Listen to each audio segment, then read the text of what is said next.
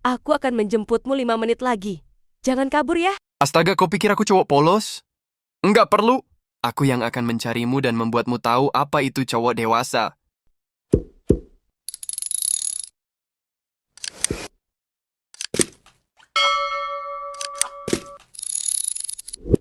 Setelah selesai menelepon, William pun langsung pergi ke ruangan Nona Vivian. Kalau nggak melawan, aku akan dikira benar-benar lemah. Vivian, kali ini aku mau kau rasakan akibatnya. Nona Vivian pun membuka pintu. Akhirnya kau datang. Aku kesepian banget. Hei, kau ini main api. Benarkah? Wah, aku takut banget. Aku harus tahan. Dia mendekatiku pasti karena ada niatnya. Aku nggak boleh tergoda olehnya. Kalau nenggak ini akan jadi bahaya. William pun masuk untuk duduk. Kau mencariku ada urusan apa? Ini kartu emas klub Vivian. Dengan kartu ini semua pengeluaranmu akan ditanggungkan. Semuanya jadi gratis? Baik banget, klub Vivian ini punyamu? Apakah kau baru sadar? Nona Vivian, jangan menjebakku lagi. Aku nggak bisa menerima kartu ini. Aku nggak sanggup berutang budi padamu. Kau harus mengambilnya. Tanpa kartu ini, bagaimana kau mau kencan bersamaku? William, aku jomblo loh. Aku nggak merasa Nona Vivian bisa menyukaiku. Langsung bilang ke intinya saja. Kau mau aku melakukan apa? Bisa suka atau enggak, itu tergantung padamu. Tapi, aku emang mau bekerja sama denganmu dalam suatu hal. Bisakah kau menjadi dokter pribadiku?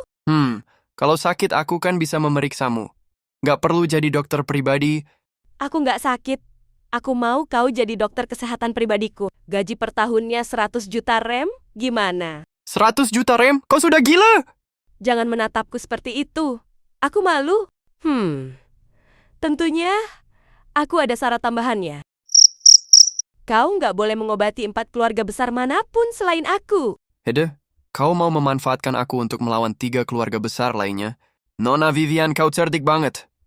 Haduh, kok nggak enak didengar ya? Aku hanya melarangmu mengobati mereka, bukan mau kau meracuni mereka. Ini adalah persaingan bisnis biasa. Kalau kau nggak suka dengan syaratnya, bisa kita bicarakan lagi. Sulit untuk mendapatkan 100 juta rem dengan sesantai itu. Tapi sayangnya aku nggak setuju.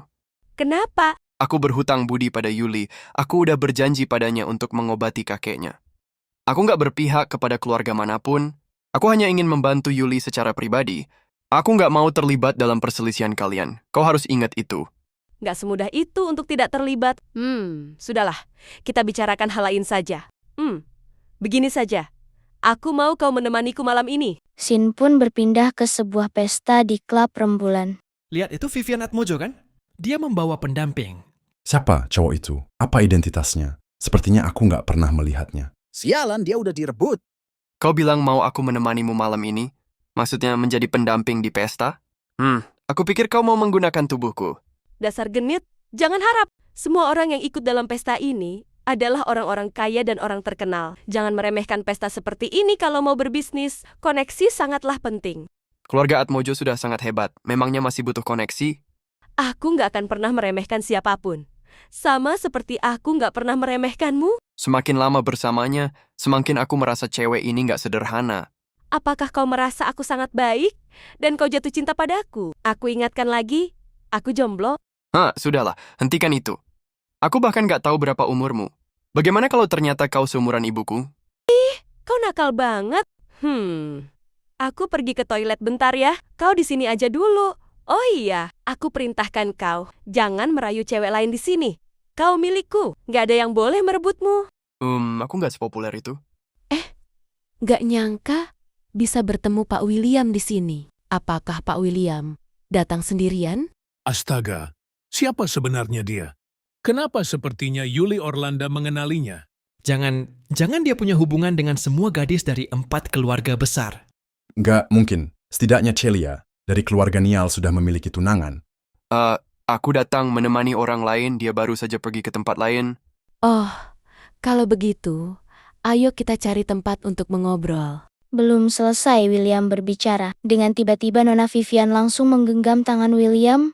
Hal itu membuat Yuli dan yang lain terheran-heran. Dan Nona Vivian pun menambahkan bahwasanya malam itu William miliknya.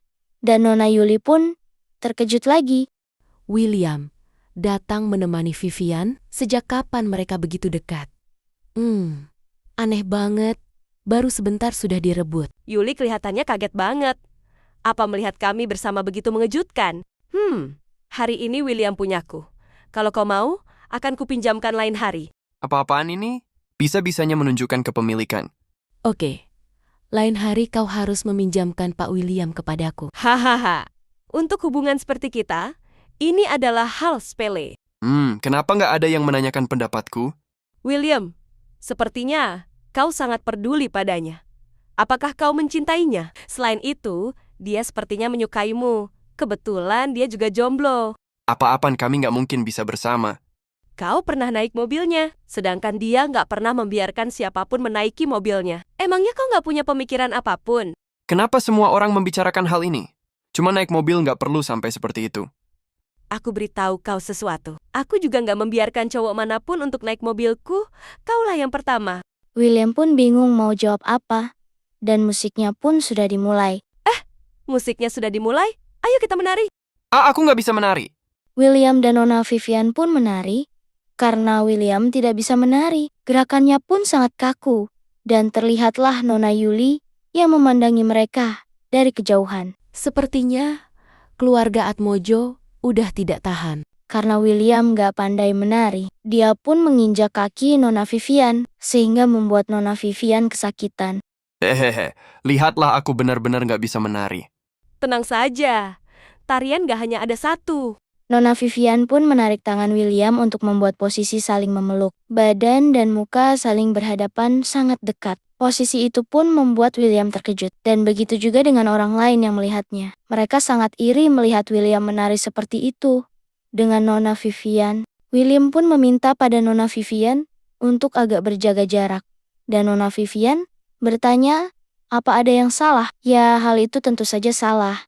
Karena Nona Vivian telah membuat Johnny William yang kalem menjadi mengamuk. Hal itu membuat Nona Vivian terkejut. Dia pun berkata bahwa William nakal banget, namun karena responnya sangat lembut dan gak ada rasa takut, William pun menjadi tertantang. Mereka pun menari begitu ganas, hingga membuat Johnny William semakin meronta-ronta. Nona Vivian pun berkata, apa kau gak bisa mengendalikannya? Dengan santai William menjawab bahwa Johnny-nya mempunyai pikirannya sendiri. Gak ada cowok yang bisa mengendalikannya. Hingga akhirnya puncak sinabung pun meletus. Karena malu, William pun langsung lari sekencang The Flash menuju toilet. Untung aku langsung kabur. Kalau nggak bakal malu banget. Kalau dikira ngompol masih nggak masalah, sempat tahu alasan aslinya, sudahlah. Vivian, tunggu saja, aku akan membalaskan dendam ini. William pun kembali. Dan terlihatlah Nona Vivian yang sedang duduk santai. Kalau kau belum puas, ayo kita menari lagi. Itu pun kalau kau bisa bertahan lama. Nggak deh, aku mengaku kalah. Pak William, bolehkah aku mengajakmu menari? Hehehe, maaf aku nggak bisa menari. Sepertinya dia nggak mau menari denganku. Baiklah. Aku benar-benar nggak bisa menari. Bagaimana jika kau ajari? Yaps, ronde kedua dimulai. Nona Yuli pun menarik William untuk menari dengannya. Sedangkan Nona Vivian hanya melihati mereka dan tersenyum tipis. Sedangkan orang-orang di sekitarnya membicarakan William. Mereka heran kenapa William begitu akrab dengan kedua wanita dari keluarga besar. Dan mereka ingin mencari tahu identitas William. Baru saja mulai menari, William pun sudah menginjak kaki Nona Yuli. William pun meminta maaf dan ingin mengakhiri tarian itu. Namun Nona Yuli menolak.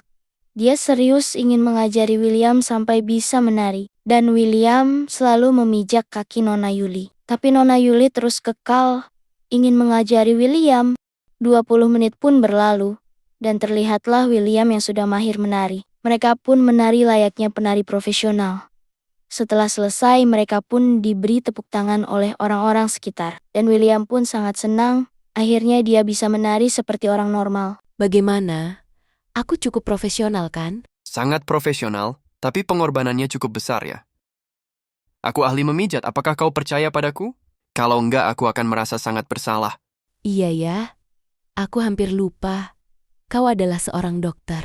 Mereka pun pergi ke sebuah gudang untuk memijat kaki Nona Yuli. Mohon bantuannya ya. Astaga, bukannya aku punya kebiasaan aneh tapi kakinya menggoda banget. Ya ampun, lihat berapa lama pun gak akan bosan. Jangan dilihati terus. Cepat obati kakiku. Sakit gak? Tahanlah, sebentar lagi selesai. Tiba-tiba, Nona Vivian pun menelpon William. William, kau nggak adil. Kau meninggalkanku begitu cepat. Namun dengan Yuli, kau begitu lama. Emangnya aku nggak cantik ya? Kau nggak tertarik padaku? Hei, aku hanya membantu mengobatinya. Tolong jangan pakai kata-kata seperti itu. Hah, dasar apa-apaan begitu? Kau sangat peduli terhadap perasaannya ya. Gimana kalau kita keluar aja? Jangan membuatnya menunggu terlalu lama. Sudahlah, biarkan saja dia menunggu. Dibandingkan Vivian, Yuli polos banget. Meskipun dalam hal IQ mereka nggak terlalu beda jauh. Apakah kau menyukainya? Kenapa kau bertanya seperti itu? Aku nggak ada maksud lain. Hanya nggak mau terjadi apa-apa padamu. Menjauhlah darinya. Dia nggak baik untukmu. Tadinya Sarah yang bilang begitu. Sekarang malah Yuli bilang begitu juga. Akhirnya William pun selesai mengobati kaki Nona Yuli. Dan terlihatlah kaki Nona Yuli yang sudah membaik. Lalu Nona Yuli pun memberikan kartu klub rembulan kepada William. Ini kartu anggota klub rembulan. Pengeluaranmu di sini akan menjadi gratis. Vivian pemilik klub Vivian. Yuli pemilik klub rembulan. Zaman sekarang bos cewek suka memberikan kartu anggota ya. Oh ya Yuli, ini untukmu. Anggap saja ini sebagai hadiah untukmu. Ini untuk kakekku.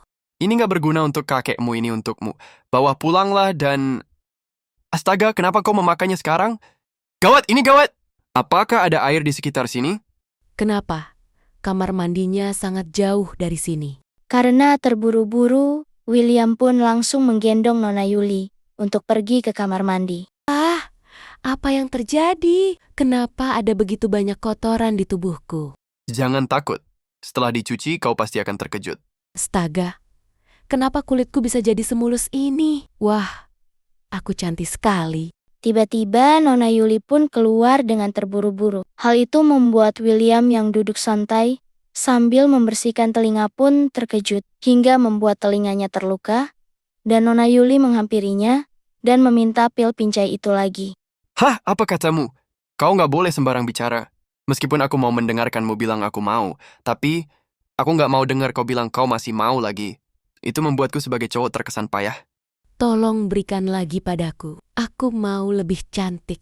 Oh, ternyata itu maksudmu. Pil itu dimakan sekali saja sudah cukup. Makan terlalu banyak juga percuma. Yuli pun sedih karena William tidak memberikan pil pincai itu lagi, dan mereka pun kembali ke pesta. Seketika pengunjung pesta pun heran melihat Yuli semakin cantik. Apakah aku nggak salah lihat? Kenapa tiba-tiba aku merasa Yuli menjadi lebih cantik? Ternyata bukan hanya aku yang merasa begitu. Apa yang terjadi pada Yuli? Tadinya Yuli dan Vivian cantiknya sama, tapi sekarang menurutku Yuli lebih cantik. Baru saja nggak lihat setengah jam lebih, sekarang dia menjadi secantik itu. Menurut laporan, sehari sebelum menghadiri pesta ulang tahun Pak Peter, Ketty juga menjadi lebih cantik. Apakah ini semua trik William? Kalau dia benar-benar bisa membuat obat, meningkatkan kecantikan cewek, dan diproduksi secara massal, pasti dia sangat kaya. William, kau pilih kasih banget. Kau pergi bersama Yuli selama itu. Apakah kalian melakukannya 2 kali? Pestanya juga sudah mau selesai. Ayo aku antar kau pulang. Aku harus membuat William bergabung dengan keluarga Orlando. Singkat cerita, William dan Nona Vivian pun sudah berangkat untuk pulang. Padahal gaun Vivian tipis tapi tubuhnya tertutup dengan baik. Bahkan bagian bawah tubuhnya nggak terlihat sama sekali. William, kenapa kau terus melihat ke arah sini? Kau sangat ingin melihatnya. Udah sampai di hotel. Aku turun dulu ya. Seharusnya masih ada sesuatu yang belum kau beritahu kepadaku kan? Kau membuat Yuli menjadi lebih cantik, tapi kenapa kau nggak peduli padaku? Dia menjadi cantik karena dirinya sendiri. Apa urusannya denganku? Baiklah, aku nggak bicarakan tentang dia lagi. Untuk tawaran sebelumnya, aku tambahkan harganya menjadi 200 juta rem. Bagaimana? Gila.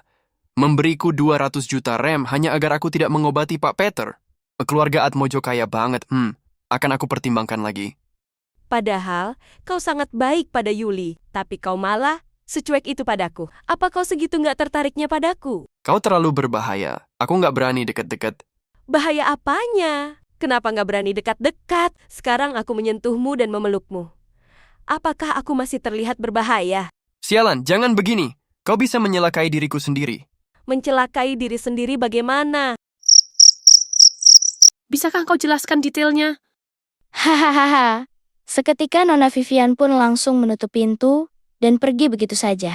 William, kau harus memikirkanku. Di dalam mimpi juga ya? Sialan!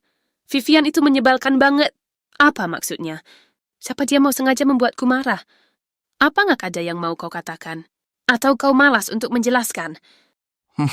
Sudahlah, dia hanya cewek gila. Abaikan saja, aku juga jarang bertemu dengannya. Dia hanya mau memberiku uang. Cewek gila? Emang ada cewek gila secantik itu? Dia bahkan juga mau memberimu uang. Dilihat dari sikapnya tadi. Bahkan dia mau menyerahkan dirinya padamu. Dia licik banget.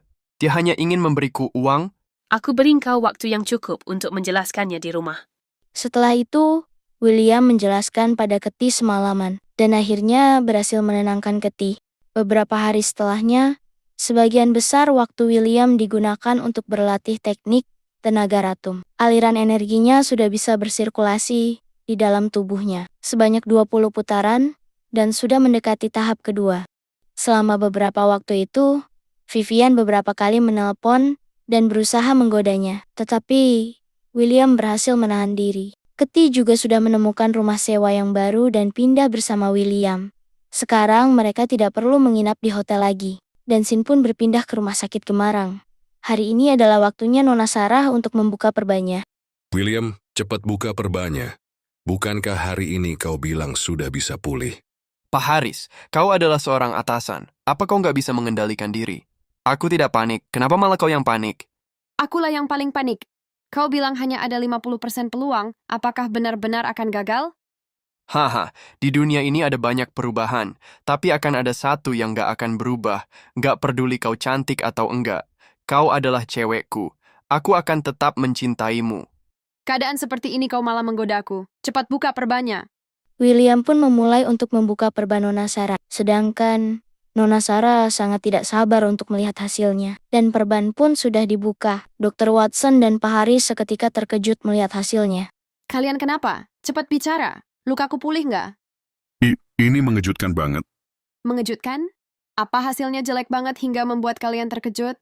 Apakah benar-benar nggak bisa pulih? Jika kalian nggak mau bilang, aku akan lihat sendiri. Tenang dulu. Aku belum selesai bicara, kau mau jadi cewekku kan? Waktu kecil ibuku pernah membawaku ke peramal. Katanya aku pembawa sial untuk suamiku. Kau yakin mau menikah denganku? Ibuku juga pernah membawaku ke peramal. Kata peramal itu aku kebal terhadap kesialan. Kau udah punya pacar. Keti bahkan sudah tinggal bersamamu. Kenapa kau masih mau aku? Siapa coba yang nggak mau punya banyak cewek? Wah, William memang penuh energi. Aku malas berdebat denganmu. Berikan cermin itu. Nggak mau. Kau harus menjawabnya dulu. Iya deh, cepat berikan aku cerminnya. Pak Haris, kau harus menjadi saksinya. Oke, nanti aku akan beritahu para anak muda di kantor polisi. Agar nggak mengejar Sarah lagi. Akhirnya mereka pun berpacaran. Dan dengan segera Nona Sarah pun melihat dirinya di cermin. Dan hasilnya sangat luar biasa. William bisa mengembalikan keadaan muka Nona Sarah seperti dulu lagi. Nona Sarah pun merasa tertipu. Setelah itu, William pun membujuk Nona Sarah untuk membuka perban di bagian dada. Seketika William pun mendapatkan tapak kaki Buddha. Dan Nona Sarah pun menyuruh mereka untuk pergi. Nona Sarah sendirilah yang akan membuka perban lainnya. Cih, lagi pula aku sudah melihatnya. William, karena Sarah sudah pulih, kita juga sudah harus berangkat. Yaudah, ayo berangkat. William, kalian mau pergi kemana? Ke Hovona, mau memberi pelajaran kepada beberapa orang. Singkat cerita, mereka pun sampai ke negara Hovona. Dan terlihatlah William yang menggigil karena naik pesawat. Ya, mungkin karena pesawat di dunia asalnya lebih canggih-canggih daripada di tahun ini. William cuma naik pesawat, kenapa kau takut itu? Mana aku tahu kita naik pesawat yang ada sayapnya. Waktu melandas dan mendarat pesawatnya goyang-goyang. Emangnya kau mau naik helikopter? Merepotkan banget. Hah, itu mobil kita sudah datang. Ayo kita pergi ke tempat tujuan. Singkat cerita, sampailah mereka di sebuah hotel di Hovona. Dan terlihatlah beberapa dokter menyambut mereka. Hahaha, Pak Watson, Pak Teho, akhirnya kalian sampai... William. Munafir. Ternyata kau juga ada di sini. Sudah lama ya kita nggak bertemu. Oh, ada kenalan lama? Seingatku kau yang bermarga Wilson itu kan? Kukira Leongkok akan mengirim orang hebat. Ternyata kau yang sudah pernah kalah dariku. Dokter Loka Gunadi, dalam pertandingan pasti ada menang, ada kalah. Emangnya kenapa kalau kalah sekali? Kenapa harus diingat terus? Hahaha, ada menang, ada kalah. Seolah-olah kalian pernah menang saja, Hem. Tahun ini kalian bukan hanya kalah, juga akan kalah telak. Hahaha. Dr. Watson pun sangat geram melihat kesombongannya. Astaga, ternyata emang seperti yang dibilang Watson, sombong banget. Pak Wilson, sepertinya kali ini kalian yakin banget bisa menang. Bagaimana kalau kita bertaruh? Seketika William pun mundur karena terkejut dengan perkataannya. Dan William berbicara dalam hati bahwasanya dia nggak bisa bertaruh karena kalau sempat kalah, Leongkok akan benar-benar sangat malu. Aku belum bilang apa taruhannya, tapi kau sudah mundur. Penakut banget. Apa orang Leongkok emang penakut gitu ya? Udah gitu masih menyebut diri sendiri negara terbaik? Kau mau bertaruh apa? Gampang. Kalau kau kalah, berlutut dan mengaku salah padaku. Terus akui bahwa kedokteran Leongkok gak sebanding dengan kedokteran Hovona. Juga akui ilmu kedokteran kalian diambil dari ilmu kedokteran Hovona. Gimana? Berani bertarung nggak? Bukankah kalian yakin bisa menang? Kenapa? Kalian takut? Bagaimana kalau kalian kalah? Aku sedang bertanya, idiot, bagaimana kalau kalian yang kalah? Siapa orang yang nggak sopan ini? Siapa yang kau sebut idiot? Kau bersama Dr. Wilson. Sepertinya kau juga dari Leongkok. Kalau kami kalah, kami akan meminta maaf pada kalian. Puih, cuma minta maaf. Taruhan macam apa itu? Seingatku Hovona sangat ahli membuat film porno karena banyak wanita cantik yang operasi plastik. Terus? Kalau kalian kalah, aku mau kau menjadi tokoh utama dari siaran langsung film porno. Setelah itu, kau harus merangkak dari bawah selangkanganku. Astaga, ada-ada saja. Bisa-bisanya punya ide aneh seperti itu. Aku suka. Berani-beraninya kau menghinaku. Apakah kau tahu siapa aku? Aku nggak peduli siapa kau. Aku hanya tanya kau berani nggak? Kenapa nggak berani? Kalau kau kalah, aku tambahkan satu hal lagi. Aku mau kau mematikan kedua tanganmu sendiri. Sehingga kau nggak bisa mengobati siapapun. Sial, dia lebih kejam dariku. Ideku paling-paling cuma menyebabkan pukulan mental. Dia malah mau menyakiti secara fisik. Oke, sepakat. Sekarang kalian boleh pergi. Terima kasih. Ingat, sekarang kau bukan hanya mewakili dirimu sendiri, tapi juga mewakili tim kita dan Leongkok. Jadi kau harus cukup jantan. Nggak boleh takut pada mereka. William, kami semua melihat taruhan tadi. Kami percaya pada kemampuanmu. Hehehe, tenang saja. Aku akan melakukan yang terbaik dalam pertandingan besok. Keesokan harinya pun tiba, dan terlihatlah mereka yang sedang bersiap-siap untuk memulai pertandingan. Baiklah, pertandingan kali ini ada 3 babak. Setiap hari 1 babak. Tidak ada persyaratan untuk peserta. Semua pertandingan adil. Peserta tidak bisa mendapatkan informasi tentang pasien. Babak pertama, bersama-sama mengobati pasien yang ada di sampingku ini. Aku akan melihat cara siapa yang lebih efektif. Pertandingan dimulai. Kalian boleh melihatnya sekarang. Kedua tim pun saling mengamati gejala si pasien. Dan tidak lama dari itu, waktu pun habis. Waktu telah habis. Silahkan kalian berdiskusi di ruang rapat. Kumpulkan resepnya dalam 1 jam. Para peserta pun diskusi di ruangan yang berbeda. William pun bertanya bagaimana pendapat para rekannya. Rekan yang di hadapannya pun menyampaikan bahwa nggak bisa menilai penyakit pasien. Karena nggak bisa berkomunikasi dengan pasien, waktu yang diberikan pun begitu singkat. Hal itu hanya bisa menilai berdasarkan pengamatan visual. Sedangkan pendapat Dr. Teho dan Dr. Watson adalah pasien mengalami penyakit migrain. Dan Dr. Watson pun menanyakan pendapat William. Pendapat William tidak jauh beda dengan mereka. Namun William mementingkan untuk menulis resepnya. Waktu diskusi pun selesai. Dan juri pun menilai hasil dari kedua peserta. Yang pertama dinilai yaitu peserta dari negara Hovona. Kau William Yorda kan? Aku mau lihat setelah hasilnya diumumkan. Apakah kau masih bisa sombong seperti kemarin? Aku nggak tahu tentang itu, intinya ekspresimu nanti akan lucu. Juri pun menilai hasil resep dari kelompok William, namun dia menanyakan siapa yang menulis di kertas itu dengan nada marah. Hahaha, aku tidak pernah melihat dia semarah itu. Resep macam apa yang kalian tulis? Aku yang menulis, ada apa? Apa yang kau tulis? Siapa yang bisa mengerti? Tulisannya sembarangan banget. Apa kau kira ini sedang berlatih tanda tangan? Aku pikir ada masalah apa? Bikin kaget aja. Sepertinya aku yang terlalu meningkatkan level bahasa kalian. Oke, aku bacakan saja. Alah, bilang aja kau takut kalah. Apa maksudnya menulis resep yang nggak bisa dibaca seperti itu? Kau pikir kau bisa menang dengan memainkan trik seperti itu? Konyol banget. Hal sekecil ini pun bisa membuat kalian sesenang itu. Dasar payah. Pasien terlihat sangat menderita. Wajahnya merah karena panas dalam. Ujung lidahnya merah.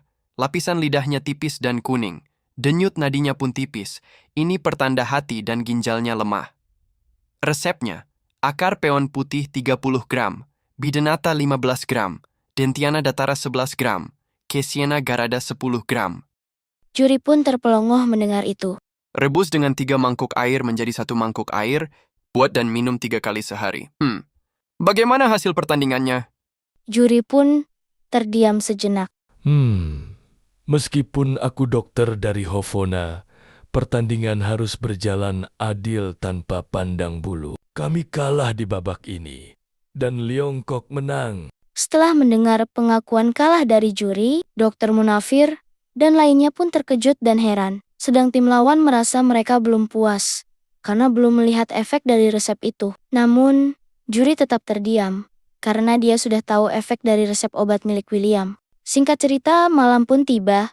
Mereka pun pergi ke sebuah klub untuk merayakan kemenangan mereka. Mereka pun makan bersama dan minum minuman keras untuk merayakannya. William, kau benar-benar membanggakan hari ini. Kemenangan pertama sangat meningkatkan semangat kita. Hehehe, enggak juga, itu emang tugasku. Ini adalah perayaan, aku juga nggak minum obat. Akan aku temani mereka mabuk semalaman. Hahaha, ilmu kedokteran William memang sangat hebat. Nggak ada yang bisa menandinginya. Teho, kau kenal cewek cantik nggak? Kau harus kenalkan ke William. Dia sangat suka cewek. Hahaha, William pasti akan merasa cewek cantik yang kukenalkan pasti terlalu tua. Hahaha, benar kan William? Kah, kalian nggak mengerti yang udah pernah menikahlah yang paling mempesona. Tidak lama dari itu, William pun keluar untuk kembali ke hotel. Terlihat langkah sempoyongan William akibat mabuk parah. Dan tiba-tiba dia seperti melihat Nona Yuli, dan dia pun ingin memanggilnya. Belum selesai, dia memanggil. Tiba-tiba ada seseorang yang memukulnya dari belakang, dan itu membuat William langsung jatuh dan pingsan. Scene pun berpindah ke pagi hari. Dan terlihatlah William yang sudah berada di kamar hotel. Aduh, sakit sekali. Siapa yang memukulku semalam? Apakah orang dari Hovona? Tapi untuk apa mereka memukulku sampai pingsan? Mana bajuku? Kenapa aku bisa ada di ranjang? Selain itu, mimpiku tadi malam sangat menyenangkan. Sepertinya aku bercinta dengan cewek cantik yang gak asing. Selain itu juniorku sangat hebat dan kuat. Tunggu! Jangan... Ya, sepertinya itu bukan mimpi, namun itu adalah kenyataan yang dilakukan dengan tidak sadar. William telah bercinta dengan Nona Yuli. Dan terlihatlah Nona Yuli yang sangat sedih. Apa yang terjadi? Apakah aku memaksa Yuli? Sebentar, kenapa Yuli ada di sini? Ini kan Hovona. Siapa yang menjebakku? Tiba-tiba, telepon hotel pun berdering. William pun mengangkatnya. Dan orang misterius itu berkata, "Apakah kau suka dengan hadirnya?" William pun bertanya, "Siapa kau? Aku punya dendam apa denganmu? Kenapa kau melakukan ini? Kenapa harus Yuli?" Setelah itu, telepon pun dimatikan oleh orang itu. Seketika William pun geram dan membanting handphone itu ke lantai. Dan dia berkata kepada Yuli, bahwasanya dia nggak tahu hal ini dan mereka dijebak. Dan William bertanya, apakah Yuli tahu tentang hal ini dan kenapa Yuli bisa ada di sini? Namun Yuli hanya berkata, lupakan kejadian hari ini. Kau kehilangan kesucianmu.